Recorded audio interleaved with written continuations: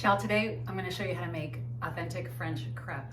They are not just for breakfast and it's not just a treat. I'm going to introduce the idea to you that these will be one of the easiest go-to dinners you can make. I'm going to show you how to stock them, really how to store them so that they're ready when you need something quick and delicious that the whole family will love, that's nutritious, almost effortless for a last-minute dinner.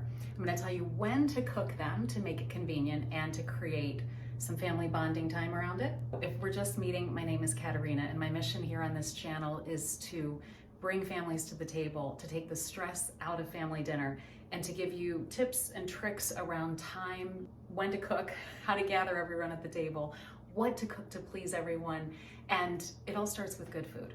Great food, actually. And then gather at the table, because as I always say, that's where the magic happens. The connection, the bonding, family legacy, and memories that will last a lifetime.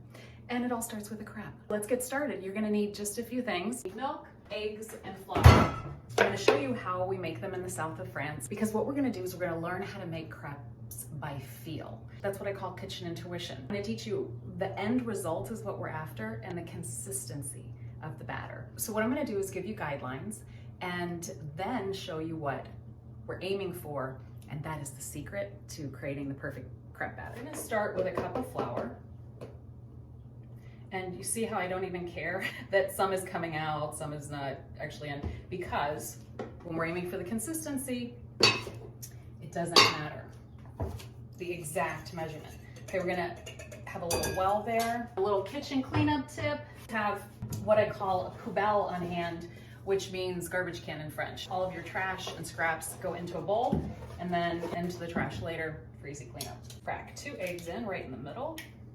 So we have 1 cup of flour, 2 eggs. We're going to start adding milk. You're going to need about 1.5 cups of milk. It could be a little less, it could be more. Again, we're gonna see what that consistency is, and that will tell us. So I start with just a little bit, and I didn't even measure, so hopefully you'll get to the point where you don't either, because it goes faster. When you have kitchen intuition, you just start cooking. You don't have to worry about a recipe all the time. We're gonna have like what looks like a cake batter now. It's lumpy, and that's okay, but we want to incorporate this with a little milk first, and that actually prevents the lumps in the end, as you will see. So then we're going to keep adding our milk, and if you are prefer to measure a cup out, that's great. Measure a cup of milk. Start with about 1/2 cup to get this batter, and then add the rest. So you're adding a cup of milk, and then we'll go from there. So you can see it's starting to get creamy. We want that to be creamy, like heavy whipping cream. That's what you're looking for. This is still too thick. So I'm gonna add more milk. You can test the first crepe and then either add more milk or flour. There is a saying in France that the first crepe is always for the chef, because the first one doesn't always turn out. People that have been making crepes for decades still have a sticky first crepe that doesn't turn out. And in that case, you just scoop it off and give everybody a nibble. So we're going to use a crepe pan. It's worth the small investment. You're going to fall in love with crepes, and it's going to help you make an easy dinner. It's worth a small investment, and they're just fabulous. The link is below, but you could also use a small 8, 9-inch nonstick pan. So you don't have to invest into a crepe pan. All right, so the next thing we're gonna do, we're gonna turn on the heat to about, I'm putting it on 3 on an electric stove to start. And we want our pan to heat up first, and then we're gonna add a little butter. After we make our first crepe, I'm going to show you how to store them and freeze them. It's easy, and they'll be ready anytime you need them. Okay, when your butter starts bubbling, you know it's about time to go. And if the butter is too brown, if it's bubbling too much and it's browning, your pan just a little too high, so turn it down. And I'm going to do just shy of a ladle, just because these should not be thick. Put your batter on one side and start to swirl it around. So when you have a few empty spots, just put some more batter in there and fill it in. We're gonna let that cook. It takes about 2 to 3 minutes on one side, and you can tell when it's time to flip when the edge just starts to curl up and looks a little brown. So the edges are your key. Watch for that, about 2 to 3 minutes. It takes longer for the first one or two, and then the pan's retaining more heat and the cooking goes much faster. Then we flip and cook for about a minute on the other side. The second side is always less. Let me know in the comments if you're excited to learn more about how to serve crepe, how this can be such an easy family dinner. You can serve these for an easy, healthy breakfast and eliminate processed foods for the kids for breakfast. With a little jam or Italian Nutella, I have that link below as well. You can serve these with ham and cheese. Gruyere cheese is fabulous. Or leftover chicken and vegetables. Put it in the center and roll it up. That I can tell is nice and crispy. And we flip. And we have a beautiful tan, crispy crepe.